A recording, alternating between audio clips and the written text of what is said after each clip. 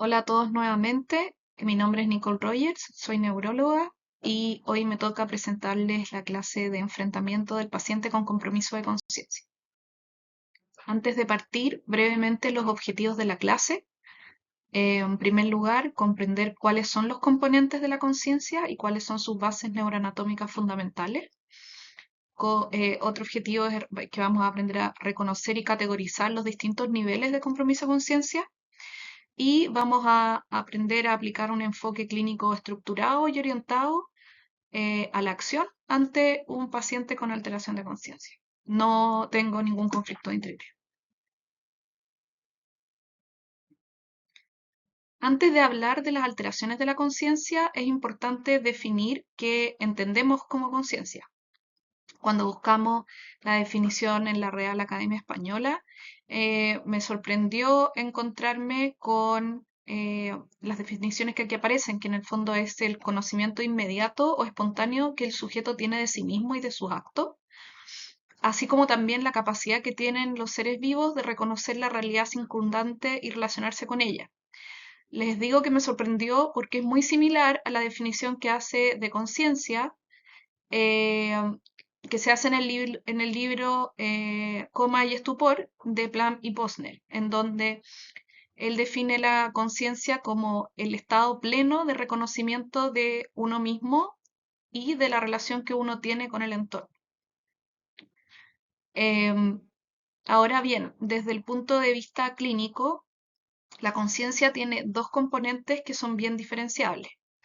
Por un lado, tenemos el contenido de la conciencia, que en inglés se llama awareness, y que corresponde a todo aquello que somos capaces de estar al tanto. O sea, pensar, percibir, reconocer y relacionarnos con la gente. Cuando falla el awareness o el contenido de la conciencia, nos encontramos con alteraciones cualitativas o de la calidad de la conciencia. Por otro lado, tenemos el arousal, o también llamado vigilia en español, que equivale al estado de estar despierto y de estar reactivo. Esto es lo que normalmente equiparamos al nivel de conciencia y cuando este falla hablamos de una alteración cuantitativa de la conciencia o de la cantidad de la conciencia. Como vamos a ver más adelante, eh, esto tiene, o sea, ambas tienen distintos sustratos neuroanatómicos. El sustrato anatómico del nivel de conciencia, lo que que cuando está alterado nos lleva a tener alteraciones cuantitativas de la conciencia, es una estructura que se llama el sistema reticular ascendente activante. En algunos lugares lo van a ver acortado como SARA o como SRAA. Y esta es una columna que se extiende desde la lámina reticular intermedia de la médula espinal, ascendiendo por las estructuras del troncoencéfalo, por la zona paramediana del troncoencéfalo, pasando por el área periacueductal del mesencéfalo, para finalmente llegar a las estructuras diencefálicas, entre ellas, por ejemplo, el hipotálamo y el tálamo, para finalmente abrirse con proyecciones difusas hacia el resto de la corteza, como podemos ver en esta imagen, en las cuales representé con amarillo eh, las proyecciones que en el fondo llegarían hasta el nivel del córtex. Un detalle importante es que esta estructura es vecina a, bueno, lo que vimos ya en la clase de examen neurológico, en el fondo todos los núcleos de los pares craneanos, y es vecina de los núcleos que regulan funciones vitales. No sé si recuerdan que vimos que, por ejemplo, los núcleos del vago controlaban la función respiratoria, la función cardiovascular y en general la homeostasis. Entonces, esto de alguna manera explica por qué el compromiso grave de conciencia muchas veces se va acompañado también de compromiso autonómico y por qué las lesiones en tronco son tan temidas y por eso que en el fondo las buscamos activamente. ¿Cuándo podemos encontrar lesiones de la sustancia reticular activante? Cuando hay obviamente una lesión estructural a nivel del tronco, pero también si es que hubiera una lesión bilateral hemisférica extensa o bilateral de las estructuras diencefálicas. El contenido de la conciencia o awareness, como le llaman los angloparlantes, depende fundamentalmente de la indemnidad de redes corticales. Em, la idea es que en el fondo cada experiencia consciente tiene un correlato en una red cortical específica eh, y que estas, que por ejemplo, podrían ser estos puntos rojos y que estas en conjunto son las que en el fondo nos dan el contenido de conciencia normal. Esto explica, por ejemplo, que lesiones focales o específicas puedan comprometer dominios cognitivos específicos que nos alteran el contenido de la conciencia. Por ejemplo, en el caso de la afasia se puede comprometer el lenguaje y eso va de alguna manera a alterar la experiencia del contenido de la conciencia.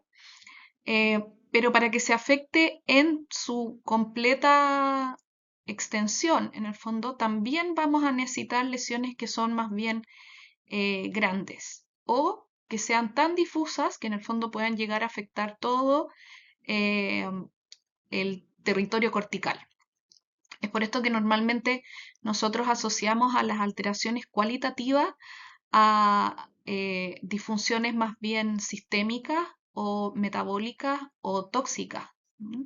Aunque obviamente siempre está la posibilidad de que hay una lesión estructural que esté comprometiendo eh, la, eh, los centros de la sustancia reticular activante que de alguna manera también modulan todas estas redes corticales que tienen que ver con el contenido de la conciencia.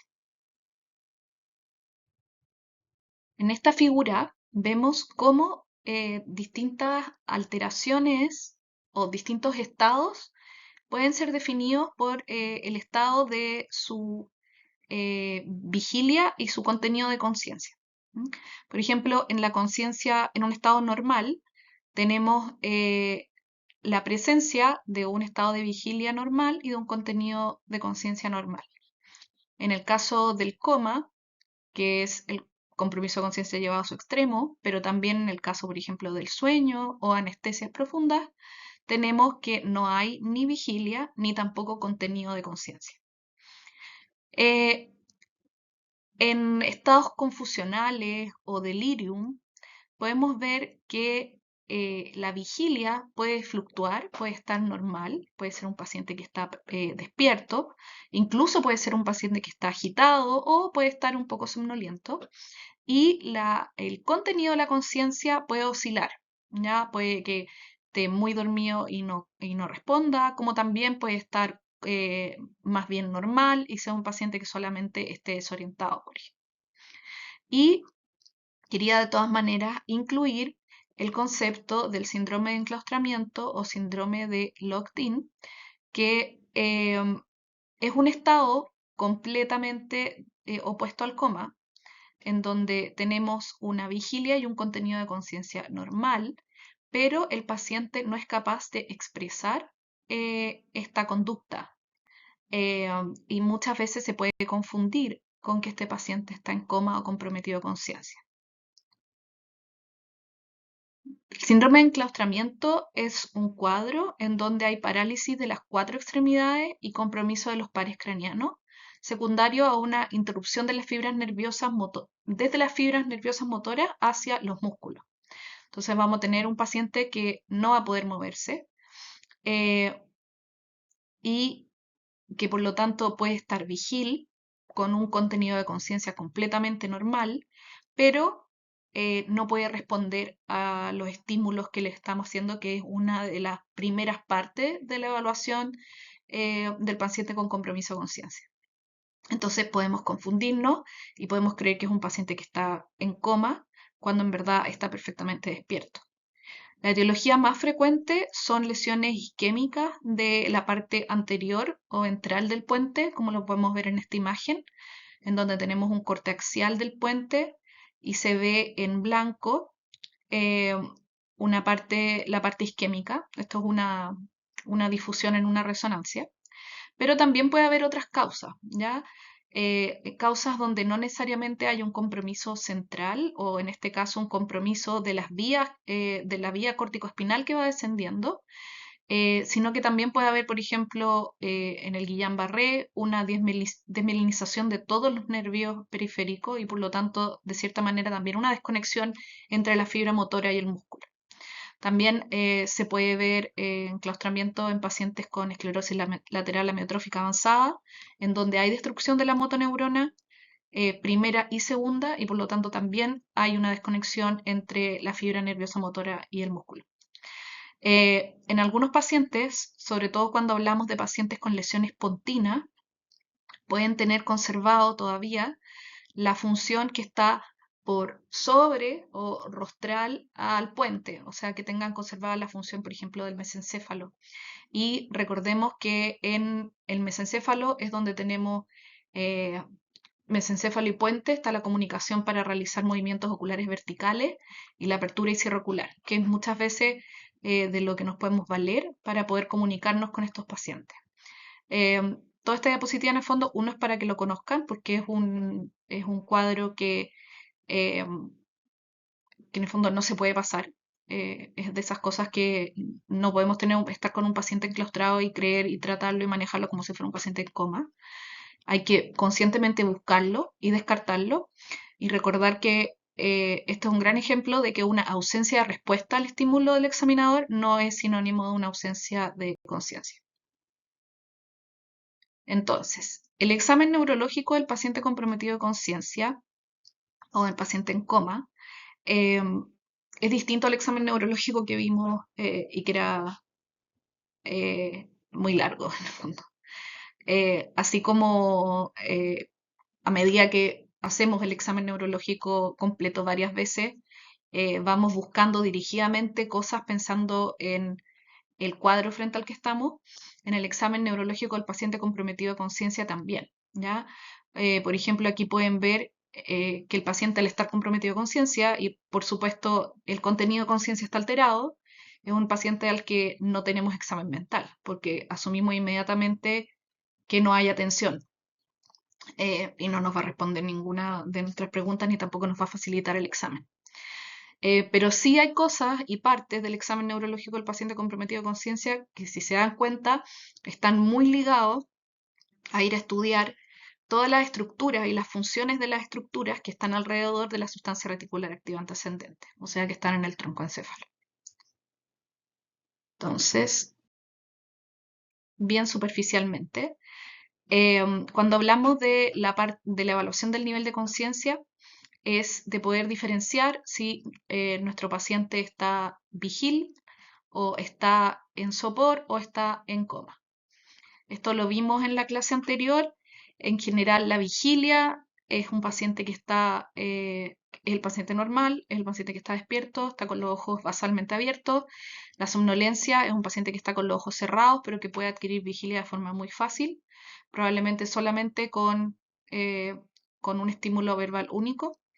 El sopor superficial también requiere estímulos verbales, solamente estímulos verbales, pero sí un estímulo que es constante y continuo, porque si no el paciente rápidamente vuelve eh, al cierre ocular y a dormir.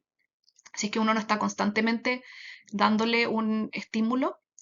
El sopor profundo, que es ya cuando el paciente solamente responde frente a un estímulo nociceptivo, como en esta imagen, se ve un poco chiquitito, pero aquí se ven algunas de las maniobras que se usa para hacer un estímulo doloroso, la maniobra de Foix, que se ve acá, eh, en el fondo el roce esternal, apretar el lecho unguial, y aquí este no lo usamos realmente, pero vendría a ser como am, apretar donde sale la emergencia del supraorbitario.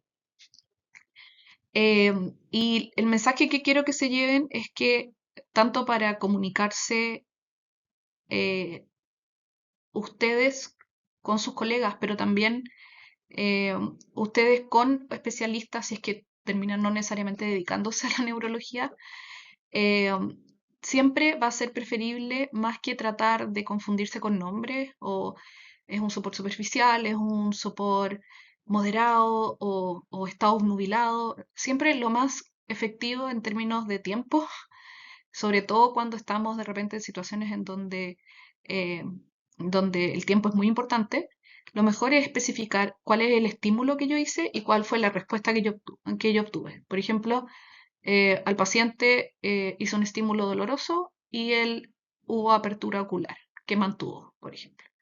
Y eso da mucha más información que en el fondo ponerle un nombre con definiciones que a veces no siempre están concertadas.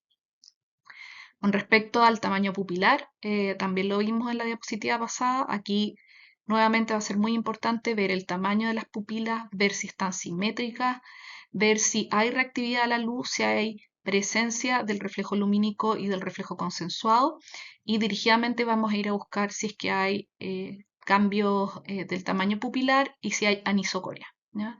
Como pueden ver aquí, está mostrando que cuando hay lesiones en el mesencéfalo, recordemos que ahí estaba el tercer par y las fibras parasimpáticas, que son las que regulan la contracción pupilar. Cuando hay una compresión de ese núcleo, tenemos una midriasis reactiva y encontramos una clásica anisocoria con midriasis de un ojo que habla de que hay un compromiso mesencefálico y que en contexto de la hipertensión endocranial puede hablar de una hernia umbilical. Y con respecto a la motilidad ocular, aquí vamos a buscar, voy a tener que pegarle estos de nuevo, pero eh, los reflejos corneales, que hablábamos que en la clase que modulan el quinto y el séptimo. eh, Creo que aquí tengo los oculocalóricos, que también son llamados oculovestibulares y que tienen que ver con cómo responde o cuando hay o no desviación ocular frente a un estímulo de agua fría, ¿ya?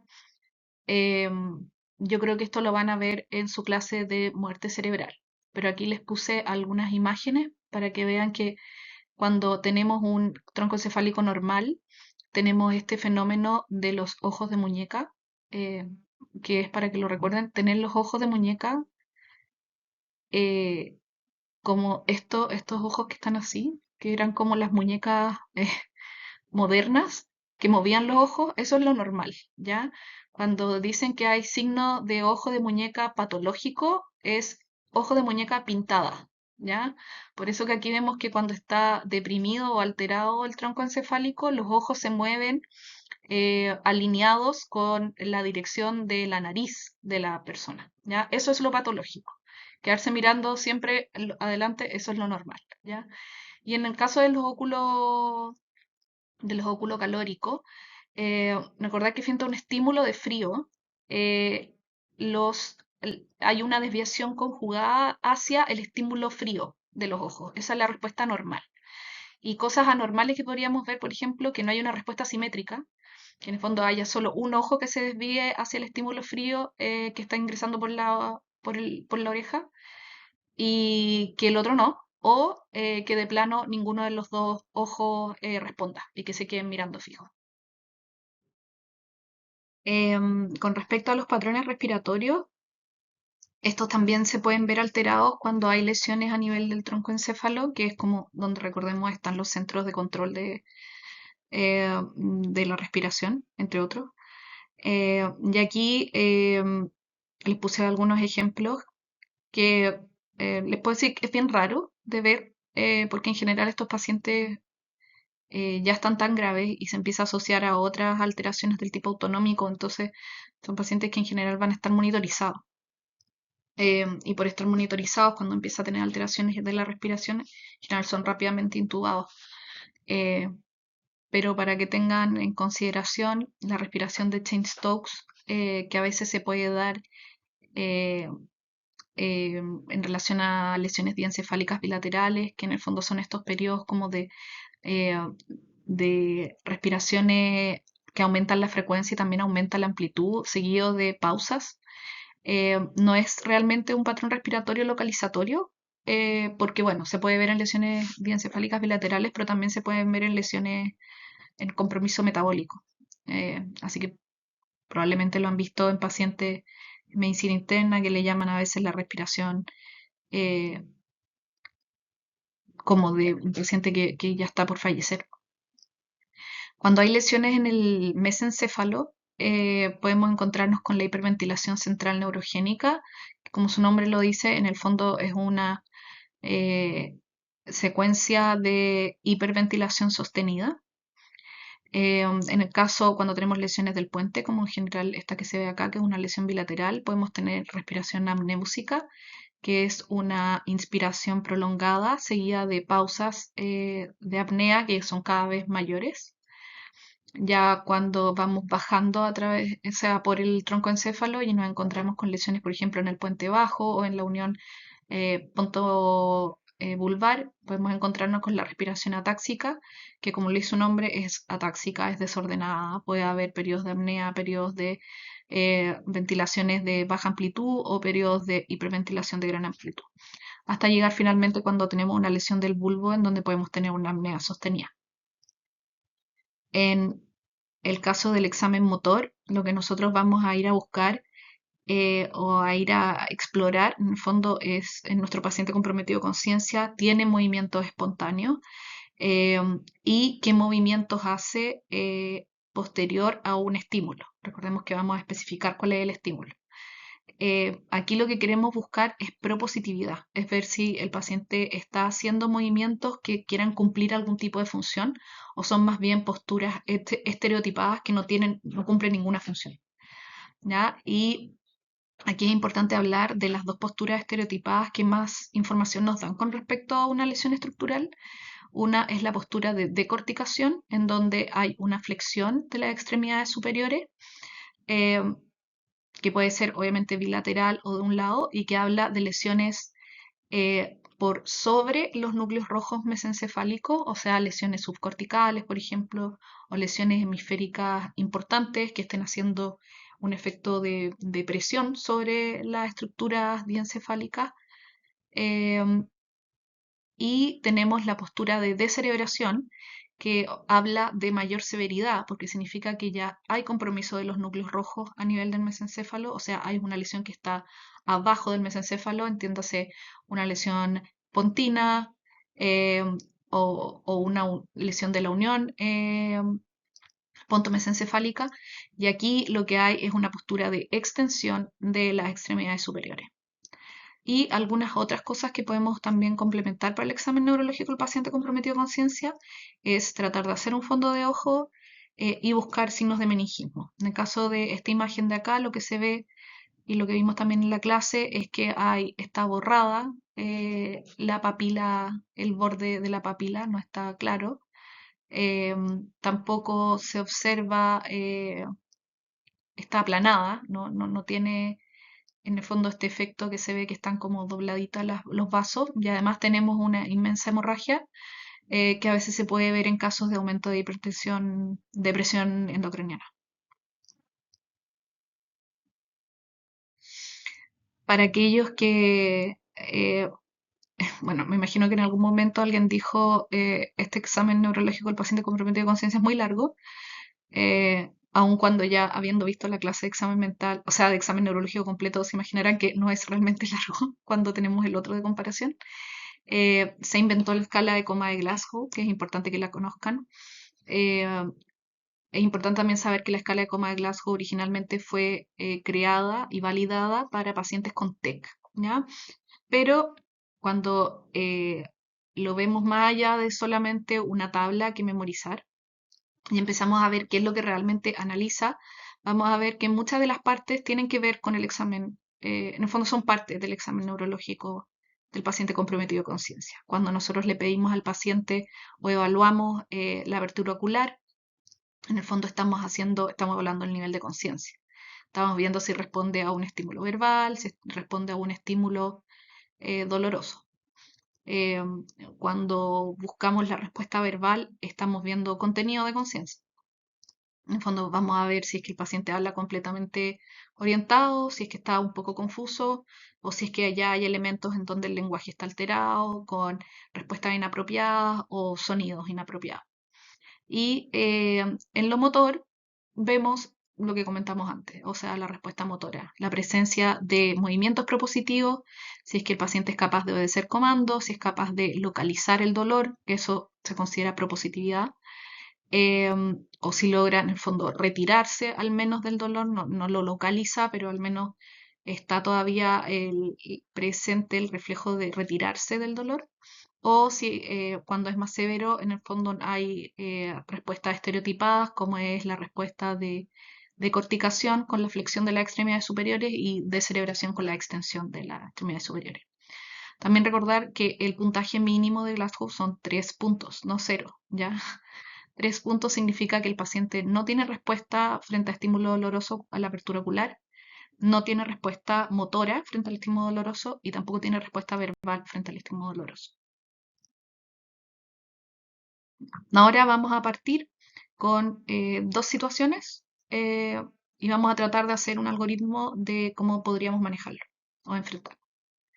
Entonces, una primera situación es un paciente que está en profundo coma, o sea, es un paciente que no presenta vigilia espontánea, que frente al estímulo verbal y táctil, vigoroso y continuo, no tiene respuesta, pero que solamente tiene respuesta cuando hacemos estímulo doloroso, en cuyo caso estaríamos hablando de sopor profundo, o no hay ningún tipo de respuesta ausente o es no propositiva frente al estímulo doloroso. O sea, puede haber una respuesta estereotipada de corticación o de cerebración, en cuyo caso estaríamos hablando de un coma.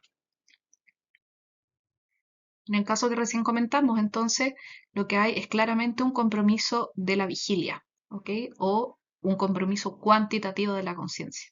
Ni siquiera somos capaces de evaluar la calidad de la conciencia porque el paciente no despierta. Esto significa que tenemos que pensar que hay afectación de la sustancia reticular activante, que aquí me equivoqué porque dice FRAA, pero debería decir SRAA, ¿ya? Y vamos a recordar que la sustancia reticular activante tiene una localización anatómica que es bien específica y que está colindante a varios núcleos de pares craneanos que están encargados de funciones que podemos evaluar en el examen neurológico del paciente comprometido de conciencia. Entonces tenemos, en un caso así como el del paciente 1, llegamos, el paciente no responde a estímulos, hacemos estímulos dolorosos, los más dolorosos que podemos, y el paciente no tiene apertura ocular. Entonces, rápidamente vemos las pupilas. Las pupilas responden a la luz, están isocóricas, están fotorreactivas, están del mismo porte, hay reflejo consensuado.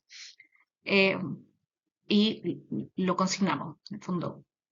Si no hay una anisocoria, se consigna. Y yo empiezo a pensar, chuta, está comprometida, tengo comprometida la sustancia reticular activante y tengo una pupila midriática, a lo mejor tengo una lesión en mesencéfalo. Después vamos a ver la oculomotilidad. Hay reflejos corneales. Recordemos que los reflejos corneales evalúan la aferencia del quinto y la aferencia del séptimo. Hay óculos cefálicos, quizás no vamos a hacer los calóricos, pero cuando yo hago movimientos de la cabeza, los ojos tienden a mirar hacia adelante o los ojos siguen con la cabeza así. En fondo está el signo de la muñeca pintada, lo cual también es patológico. Vamos a ver el patrón ventilatorio. Si es un paciente que no está conectado a ventilación mecánica, pero a lo mejor sí al monitor, podemos ver si es que tiene algún aumento de la frecuencia, si que está con una frecuencia respiratoria aumentada o todo lo contrario. Y también lo vamos a ver desde el punto de vista motor. Es un paciente que tiene movimientos espontáneos. eh, Rápidamente voy a ver con el estímulo doloroso, tiende a tomar una postura estereotipada o me toma la mano. Para que me detenga, en el fondo no está despierto, pero todavía tiene un reflejo de localización o de retiro. Y con esa información eh, me voy a orientar un diagnóstico que en este caso nos va a orientar a pensar en qué parte contigua a la sustancia reticular activante está mi lesión. Entonces, enfrentado a este paciente, voy a preguntarme, ¿tengo algún contexto del paciente? ¿Tengo alguna información? ¿Es un paciente que me acabo de encontrar en la calle y que quiero hacer una primera reanimación? ¿Es un paciente que me llegó al servicio de urgencia? ¿Es un paciente que yo iba caminando por el pasillo y gritaron un código azul y tuve que acercarme del hospital? Y según esto vamos a tratar de hacernos una idea de sus factores de riesgo, si es que hay antecedentes de fármaco o sospecha de uso de fármaco, si lo encontramos en la calle, si hay sospecha de droga. em, y vamos a proceder a hacer nuestro examen neurológico del paciente comprometido con conciencia. Entonces, ¿hay presencia de asimetría o focalidad? ¿Hay alguna de estas alteraciones que comentamos antes en el examen neurológico? ¿Hay asimetría pupilar? ¿Hay alteración en los reflejos del tronco o de la función del tronco? ¿Hay patrón respiratorio raro? ¿Hay presencia de cerebración o de corticación? Si nosotros nos convencemos de que hay algún tipo de alguno de estos signos, significa que estamos frente a una alteración de la sustancia reticular activante estructural. ¿Y por qué esto nos lleva a tomar acciones que son más bien rápidas y determinantes en el fondo de vida o muerte? Porque para que haya una alteración de la sustancia reticular activante estructural, significa que tengo o una injuria estructural de las estructuras supratentoriales bilateral y por lo tanto grande, o tengo una injuria estructural supratentorial de uno de los lados, pero en donde estoy comprometiendo o comprimiendo el tronco encéfalo, o sea, está empezando a aumentar la presión adentro del cerebro y ya está empezando a apretar el tronco, o derechamente tengo una injuria estructural del tronco encéfalo, donde ya hablamos, y no, espero que nos haya llegado claro, que están colindantes estructuras que regulan la miostasis. Eh, entonces, en este caso, nosotros estamos enfrente a una urgencia neurológica o incluso más bien neuroquirúrgica, porque significa que hay algo, alguna estructura eh, que a lo mejor hay que ir a ver, hay que ir a evaluar, hay que ir a operar, o quizás puede ser también un infarto cerebral que va en curso eh, y que tenemos que de alguna manera ir a resolver. Aquí la conducta es ir a hacer una imagen, ¿ya? Eh, siempre y cuando sea una imagen rápida. Por eso les puse un escáner de cerebro, ¿ya? Que no debería tomar mucho. Y tienen todo el derecho a darle toda la urgencia que crean que sea necesaria. Eh, sobre todo si es que encuentran elementos que sugieran que haya hipertensión endocriniana. Por ejemplo, la triada de Cushing, que recordemos era la bradicardia, la hipotensión y cambios en el patrón respiratorio. Si ustedes creen que hay una hipertensión endocriniana en curso en su paciente, eh, todas las maniobras son autorizadas, ¿ya? Eh, no sé si van a tener una clase de hipertensión endocriniana, pero seguro que lo van a tener que repasar si es que llegan en algún momento a trabajar en algún nivel de intermedio o intensivo. Y aquí, como les digo, tienen todo el derecho a ponerle todo el color que quieran. O sea, pueden gritar por el pasillo, tengo un paciente clavándose, o por teléfono si es que están en un lugar alejado y deberían poder de alguna manera eh, alguien debería escuchar eso y asustarse y proceder a algún tipo de resolución de especialidad. Tenemos este mismo paciente, pero cuando lo empezamos a examinar, no encontramos ningún grado de asimetría y tampoco encontramos ningún grado de focalidad, al menos con lo que nosotros podemos percibir. ¿Qué pensamos? ¿Pudiera haber una alteración de la sustancia reticular activante de forma difusa? Recordemos que la sustancia reticular activante o formación reticular activante, que es la razón por qué en algunos aparece con F, eh, eh, claro, estaba en el fondo en el tronco, pero también cuando llegaba al nivel del diencéfalo se abría de forma como un abanico, ¿ya? Hay radiaciones que llevaban a contactar con el córtex. Entonces, podemos estar enfrente a un coma metabólico en donde tengamos algún tipo de causa sistémica tan amplia que estemos comprometiendo el nivel de conciencia, pero que no sea estructural y por lo tanto no tenga focalidad neurológica al examen. Sí. ¿Y cuáles van a ser las medidas que vamos a tomar? En general son medidas pensando cuáles son las causas más frecuentes. ¿Ya? Las causas más frecuentes de coma metabólico, entre comillas, dependen y varían de acuerdo a si están de nuevo en la calle, en el servicio de urgencia o en una UCI. pero la intoxicación por alcohol, por drogas o por fármaco, o el uso de no controlado de fármaco o desproporcionado de fármaco en unidades de cuidado intermedio e intensivo, puede ser la causa más frecuente, ¿ya? Em, y otras de las causas más frecuentes, también dependiendo un poco del lugar, son las alteraciones de la glicemia y la sepsis y las alteraciones hidroelectrolíticas. Entonces, em, esta lista, en el fondo, está pensada para descartar como el ABC, en el fondo, reanimar a un paciente, ver cómo está su hemodinamia, ver cómo está el oxígeno y medir una glicemia, ¿ya? Em, en general,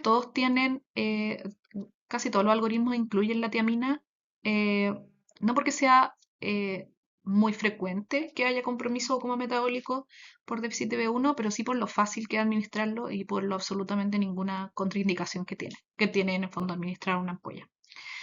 En algunos contextos en donde hay excesivo uso de opiáceos, se puede administrar naloxona y vamos a tomar un laboratorio rápido y pensar en buscar la causa, porque en coma metabólico lo más importante va a ser la anamnesis y buscar la causa, porque si no manejamos la causa, nuestro paciente va a seguir en coma. Ahora, algo interesante de preguntar sería como, mi paciente está en coma, no tengo asimetría o una focalidad evidente al examen. ¿Puede tener igual una alteración estructural que se me esté pasando? Eh, y lamentablemente para uno que le gustaría tener un algoritmo súper claro, la verdad es que sí, ¿ya? Ahora, puede ser que, por ejemplo, mi paciente haya tenido una hemorragia cerebral ultra aguda y justo haya sido justo antes de que al paciente se le realizara una sedación y bloqueo muscular y por lo tanto pierda completamente el examen neurológico. Puede pasar. Puede ser que eh, haya un infarto, por ejemplo, suficientemente extenso que haga que mi paciente convulsione y después tenga un paciente posictal y por lo tanto también sin realmente en el posictal inmediato eh, no encuentre realmente ningún tipo de examen neurológico. Puede pasar. Es más improbable, obviamente, y ahí está un poco eh, el juicio clínico de tomar o de tratar de sacar también una buena historia. Este es un paciente que tuvo un trauma reciente, un paciente que viene de algún procedimiento neuroquirúrgico que me puede hacer pensar que está ocurriendo algo dentro del cerebro.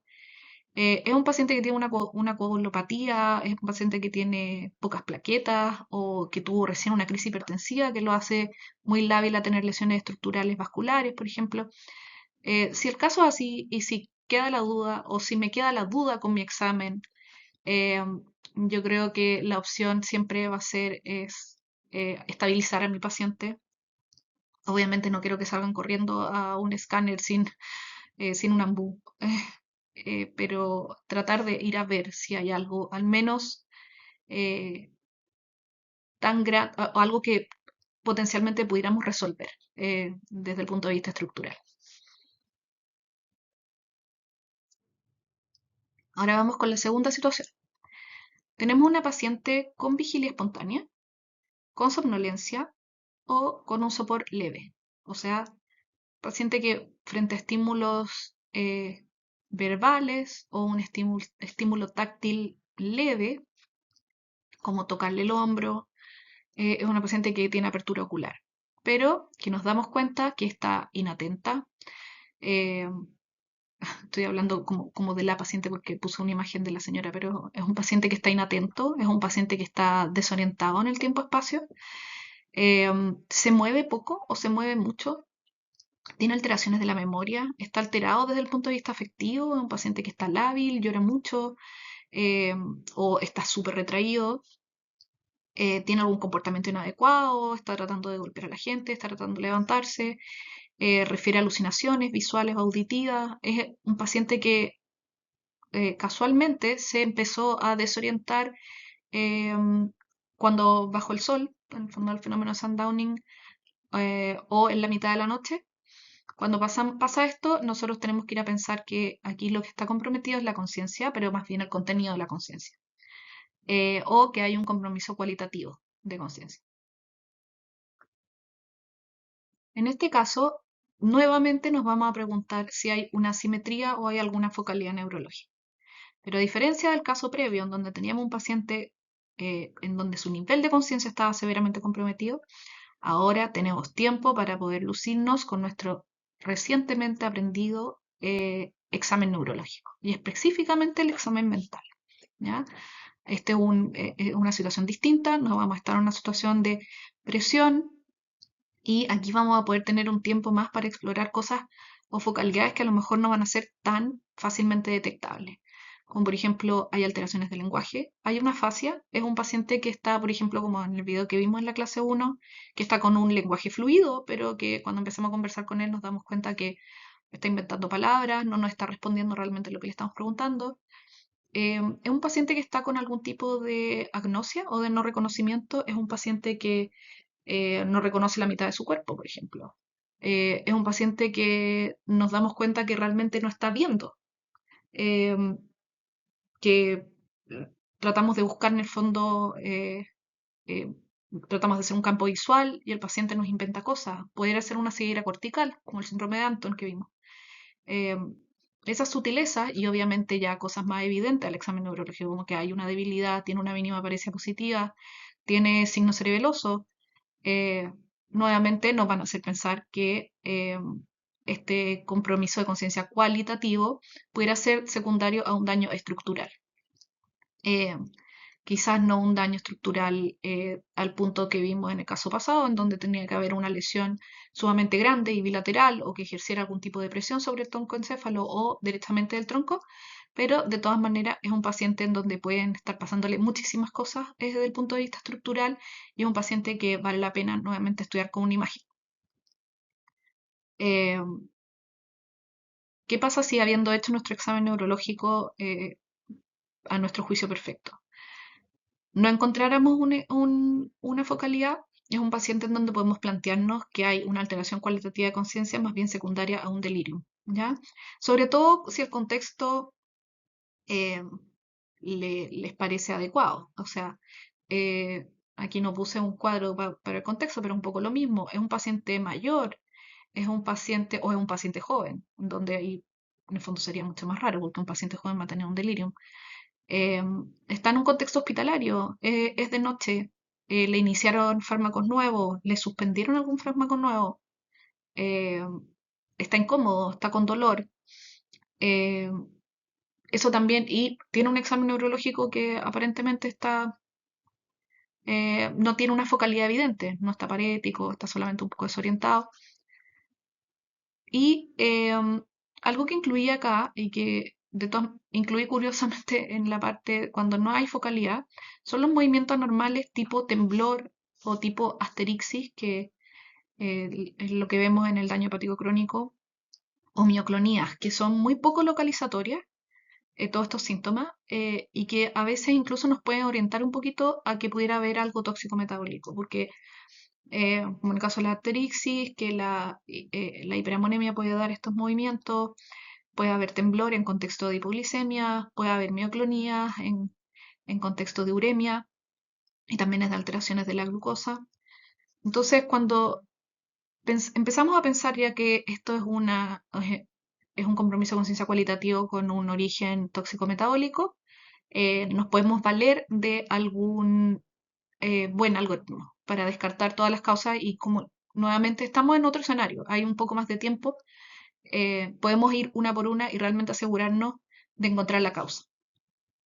Y bueno, aquí borré mi referencia, pero dice doctora Gainza, circa 2011, porque he tratado de buscar la referencia de esto, no la he encontrado, pero sí les puedo decir que la doctora Daniela Gainza me lo enseñó cuando ella era interna. Y este algoritmo es específicamente para compromiso de conciencia, está un poco más orientado al tóxico metabólico eh, porque lo usan los internistas. Y se llama Move Stupid, donde cada una de las letras del Move Stupid abarca un grupo de etiologías. Entonces, La M vendría a ser metabólico, en donde vamos a ir a buscar alteraciones hepáticas, carenciales del pH. La O es de oxígeno y todas las alteraciones que puede traer.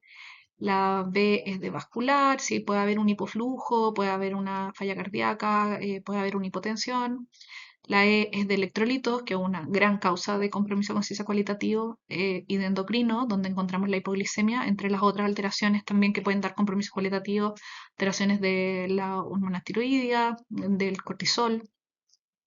La S es de estado epiléptico, que eh, va acá. Técnicamente el estado epiléptico uno podría decir que es una lesión estructural, porque eh, hay una alteración de la actividad eléctrica neuronal, pero no es algo que realmente uno, por ejemplo, lo pueda ver en una imagen, ¿ya? Y por eso en ese caso, y algo que no necesariamente va a dar focalidad al examen neurológico, excepto un compromiso de conciencia. Y quizás pueda haber un leve temblor, pero lo van a ver en su clase de estatus. Pero la S también lo cubre para pensarlo. La T es de tóxicos ilícitos, pensar no solamente en intoxicaciones y en drogas, pero también pensar en la suspensión brusca, que también puede dar compromiso, sobre todo, por ejemplo, en pacientes mayores, la suspensión brusca de la benzodiazepina, etcétera. La U es de uremia. La P es de psiquiátrico, que no lo vamos a abordar, pero eh, el libro en el que yo me basé en esta clase es el libro Coma y estupor de Plum y Posner, que creo que sale por ahí, sale la definición. Y ellos de hecho tienen ese libro tiene toda una parte dedicada a lo que son los compromisos con ciencia psiquiátricos.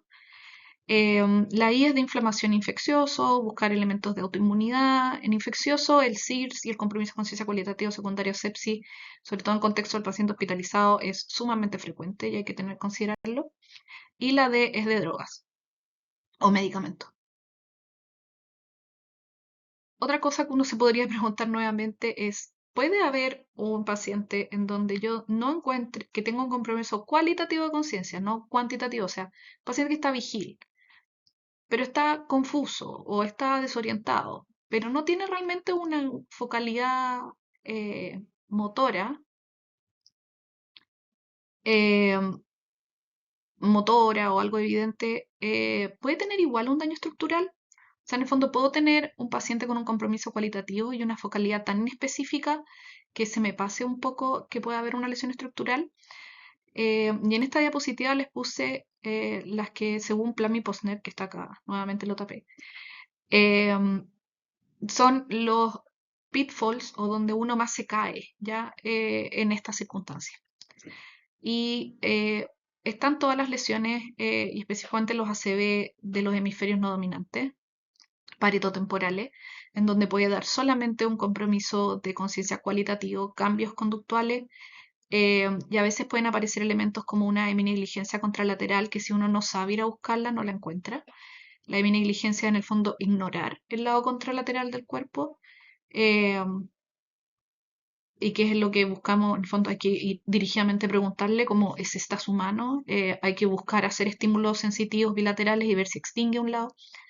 Los accidentes cerebrovasculares del territorio posterior pueden no necesariamente comprometer la sustancia reticular activante de forma bilateral y por lo tanto dar síntomas que son más bien somnolencia o por ejemplo, si es que hay un compromiso occipital bilateral, puede haber una ceguera cortical, que también no necesariamente va a comprometer la vigilia, pero que va a dar sintomatología. O alteraciones de la motilidad ocular aisladas.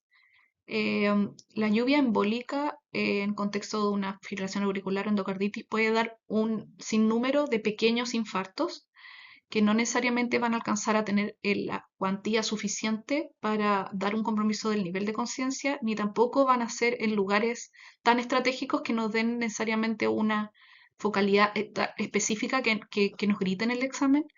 Pero si son varios y son pequeñitos, y hay un compromiso puede haber un compromiso cualitativo y podemos pensar que el paciente está delirioso cuando en verdad tiene un montón de pequeños infartos.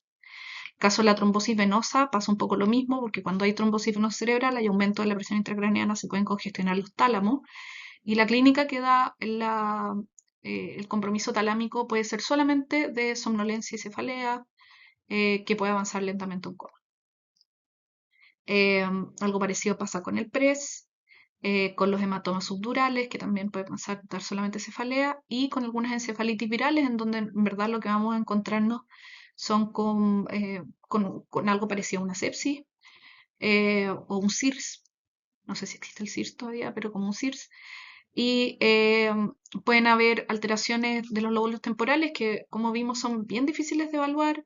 Puede haber una alteración de la memoria anterógrada, que no nos quede muy claro, o que pensemos que este sea esperable dentro del contexto de una confusión. No es esperable. Y que vayamos a hacer, por ejemplo, una imagen y nos encontremos eh, con una encefalitis herpética, por ejemplo, en donde esté comprometido todo un lóbulo temporal.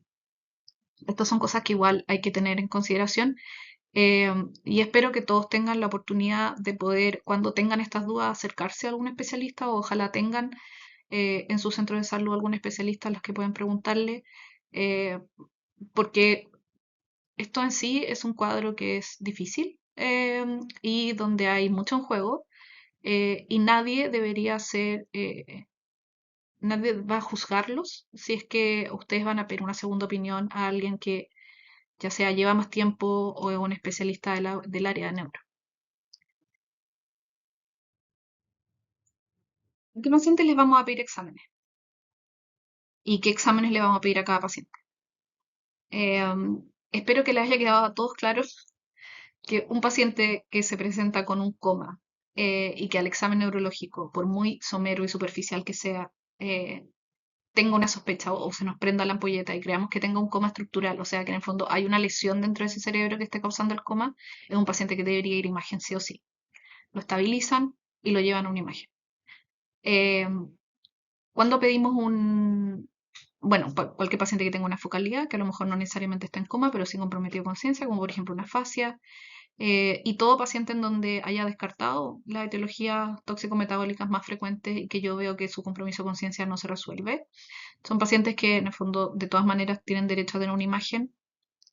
Eh, el escáner de cerebro está pensado como para descartar principalmente lesiones traumáticas, lesiones estructurales groseras en las cuales me deformen la anatomía y sangre, ¿ya? Eh, pero si tienen la oportunidad de poder, y bueno, y con eso en el fondo descartamos gran parte de las cosas que podrían hacer que nuestro paciente en un plazo muy corto estuviera con riesgo vital. Pero obviamente una resonancia siempre nos va a dar más información y en caso en donde ahí tengo una sospecha de un accidente cerebrovascular agudo, recordemos que los infartos cerebrales recién se empiezan a ver en los escáneres a las 6 horas. Entonces, si yo tengo una sospecha razonable de que mi paciente comprometido de conciencia tiene además focalidad sugerente de que hay un infarto de menos de 6 horas y que voy a poder quizá proveerle de terapia resolutiva, ya sea trombolisis o trombectomía, un paciente que de todas maneras tiene derecho a hacerse una resonancia. O en caso de no tener la resonancia, en donde la clínica va a mandar si es que es un paciente que tiene un TAC de cerebro normal. O sea, tengo un paciente comprometido con conciencia con focalidad, hice el TAC, está normal y todavía creo que el paciente tiene una lesión estructural. Es un paciente que tiene todo el derecho a derivar igual. Donde también la resonancia puede tener mayor rendimiento en todas las lesiones de fosa posterior.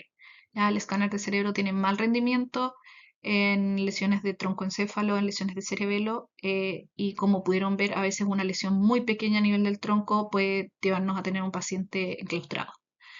En esos casos también se recomienda una resonancia.